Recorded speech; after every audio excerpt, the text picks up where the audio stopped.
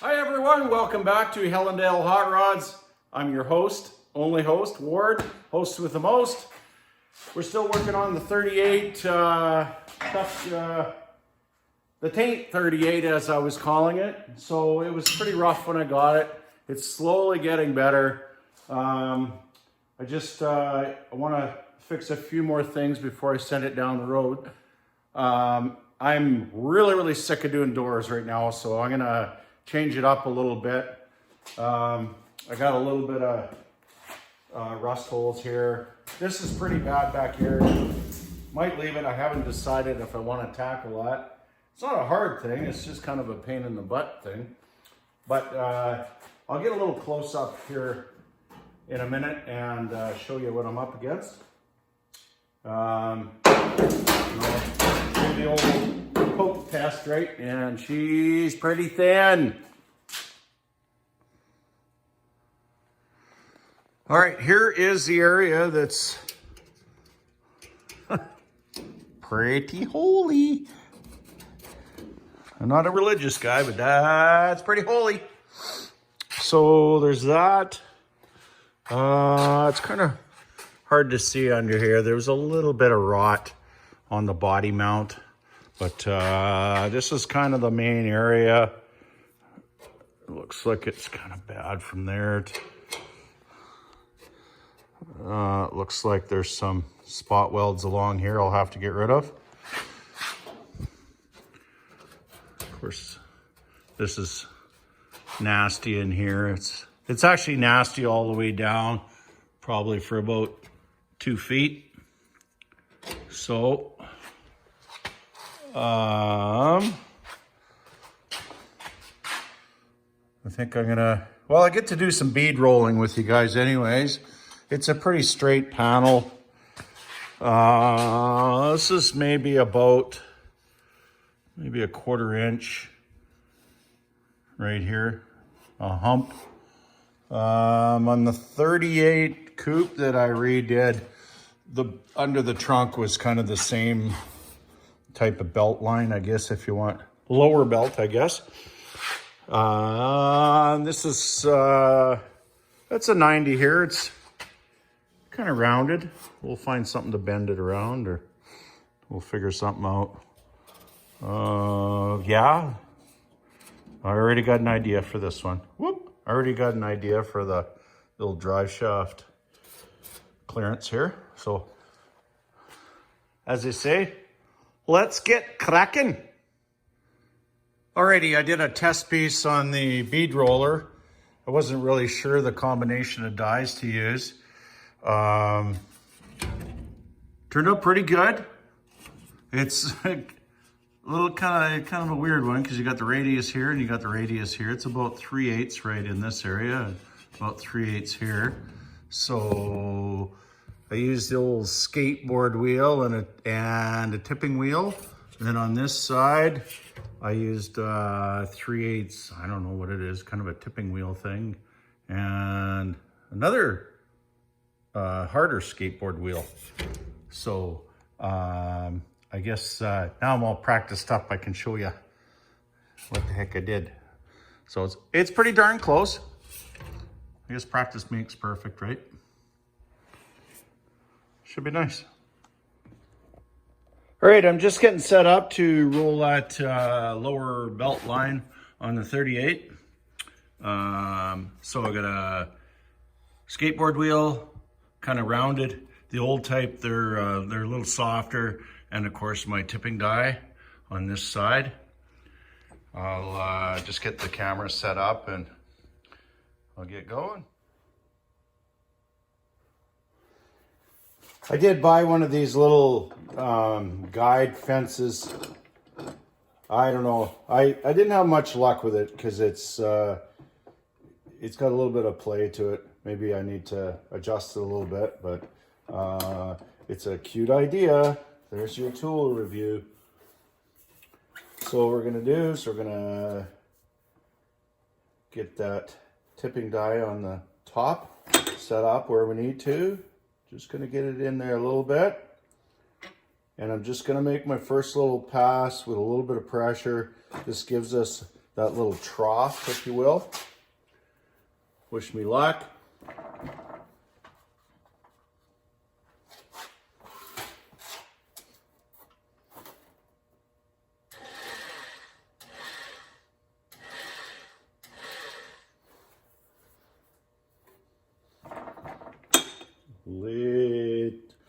Little more pressure.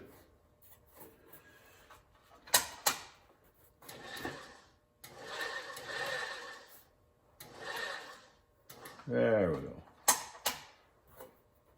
I kind of found this one out by mistake. I did my first try at the practice one last night and it didn't work too good.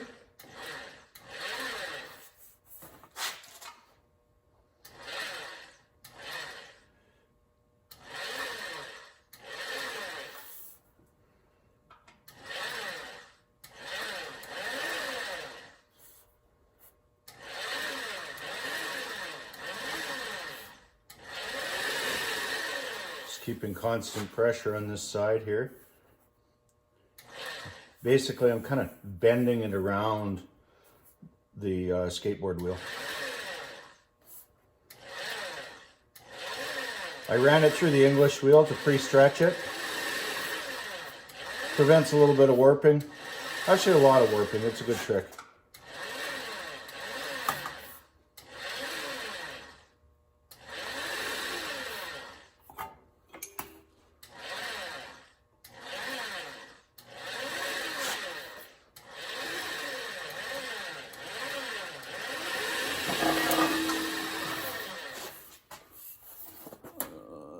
It's hard to see. It's just, it's almost non-existent.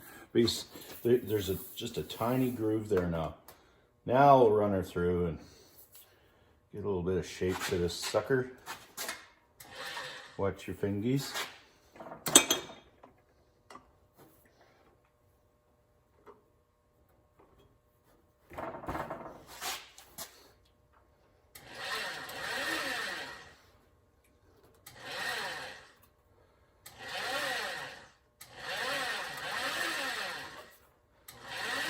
One thing with bead rolling, you always gotta kind of pre-plan everything. Obviously with a practice piece, because sometimes if you run it through the bead roller one way, it won't fit through the other way. Or if you put it in the brake first, then it won't fit in the bead roller. And sometimes when you have a bead and you go to put it in your brake, you might flatten your bead out. So, oh my gosh, did I ever get off our mark there? That's okay. That's what tools are for, to fix.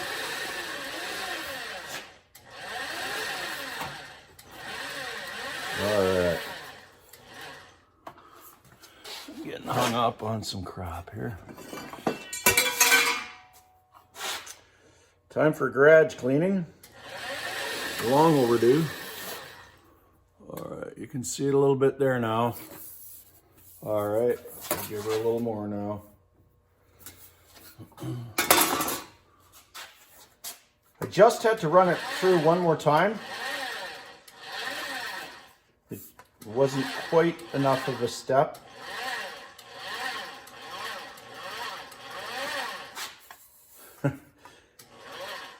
I heard a good saying, if you squint, it's mint, but this is actually directly behind the box on the truck. Nobody will see it, but I don't know. I like to try and get it as close as possible. I still have to try and put that little clearance for the drive shaft.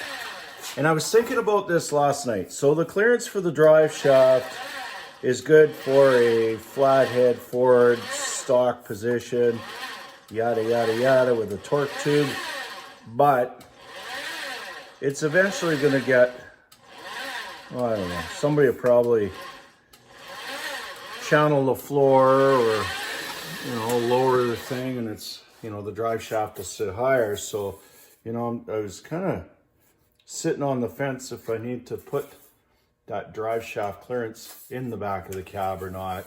or make it really high, but how high do I make it? Yeah, there we go.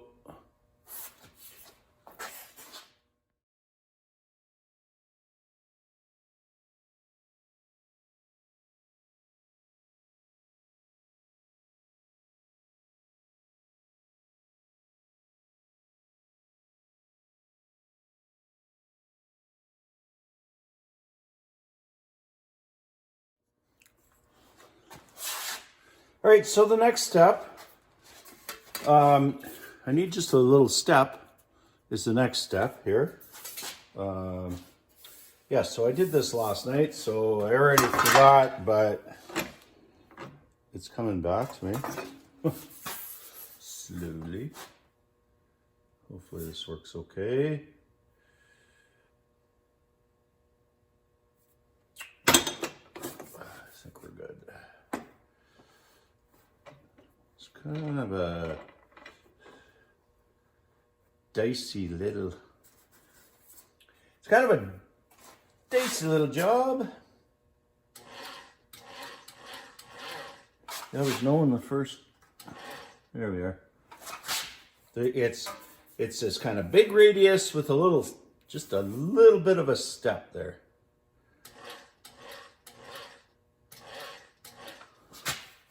Yep, we're good.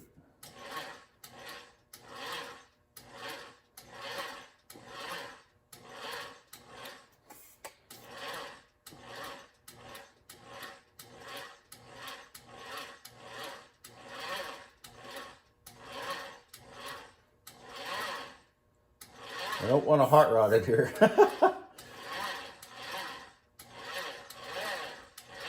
You always got more pieces of steel. It was pretty easy to cut this guy.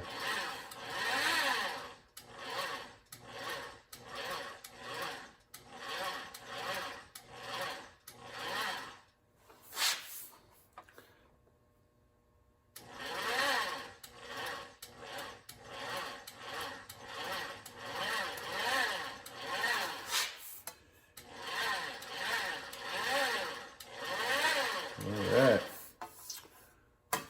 Got a fair amount of snow yesterday. Came up from Montana, apparently. We're in the middle of Canada. Smack dab, the cold part.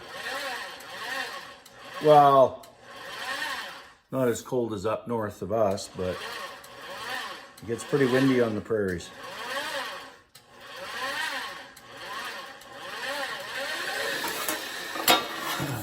Got a little womp to it, but there we go. You can see that little step now. Cool. I just had to run it through one more time. It wasn't quite enough of a step.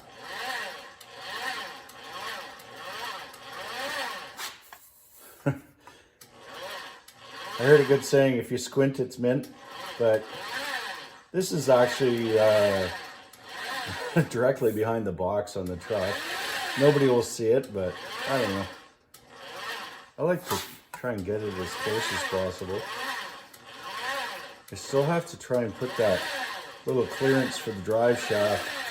And I was thinking about this last night. So the clearance for the drive shaft is good for a flathead Ford stock position. Yada, yada, yada, with a torque tube, but it's eventually going to get, well, I don't know, somebody will probably channel the floor or, lower the thing, and it's, the drive shaft will sit higher. So, I was kind of sitting on the fence if I need to put that drive shaft clearance in the back of the cab or not, or make it really high, but how high do I make it? Yeah, there we go. So once again, we have a little better piece on there. I think I'm gonna make the step a little bit deeper, not too bad though. This is what I was talking about with the drive shaft clearance. So, if you're gonna put something in that's, you're gonna, lift the floor or make a great big transmission and drive shaft tunnel. This is going to be, you know, well, it could be anywhere. It could be way up here. You know, you see some of these guys that are, whoop, it could be way up here. See some of these guys that got it, you know, down in the weeds, right? But anyways, I just figure I'd make it stock and go from there. Make it the way it was. I'm just doing the 90 on the very bottom of the this patch panel. I jumped ahead a little bit, but I got to do the drive shaft area as previously discussed. So it's kind of a 3/8 tipping die and the hard skateboard wheel on the bottom. Okay, I'll give her a rip here.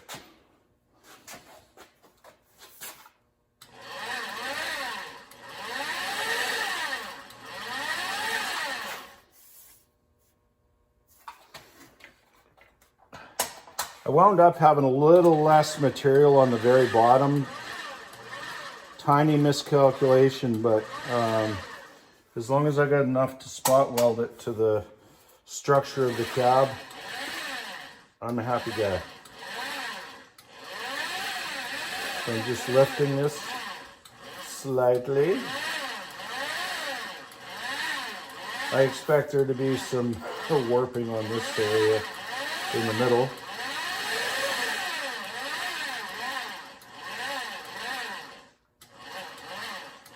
It's a little bit of a tight little half circle here. It's I think it's 4.5.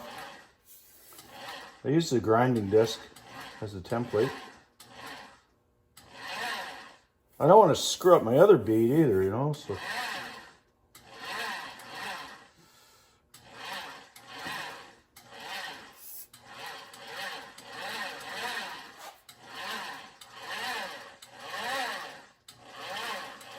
Slowly.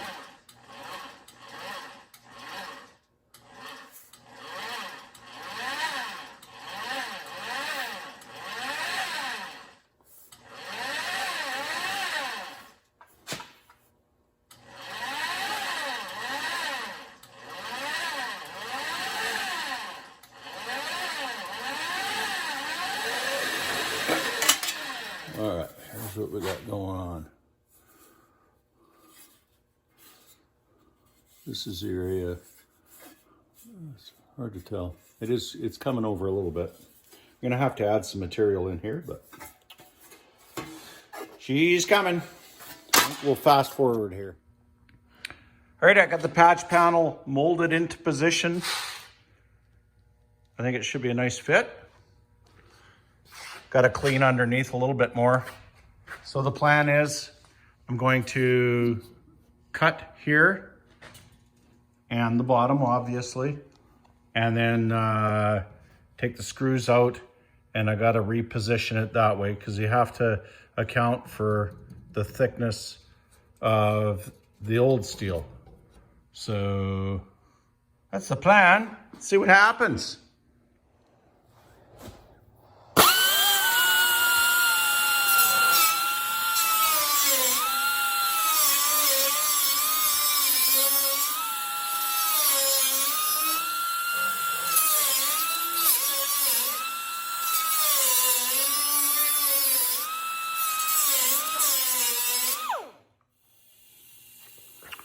All right, I got her in place where I want it, the exact spot. So, like I said, I cut that area out and it slid back the thickness of the metal. I think this is about 18. So, you know, it's a significant amount when you're wanting to butt weld these, you know. So what I'm gonna do is I made this way too wide on purpose, just so I had enough material to go around. So I'm gonna slice down here with my little mini zip cut air tool, and that'll give me a nice line to weld. Stay tuned. Well, in a perfect world, everything lines up. Things are lining up so far. I gotta take these little screws out, but I think everything's lining up really, really nicely. Got rid of a bunch of rot, which is nice. So I'm gonna clean the inside a little more, and I'm gonna do some rust paint and you know, a little further protection for years to come. Here's where I'm at on this bottom panel.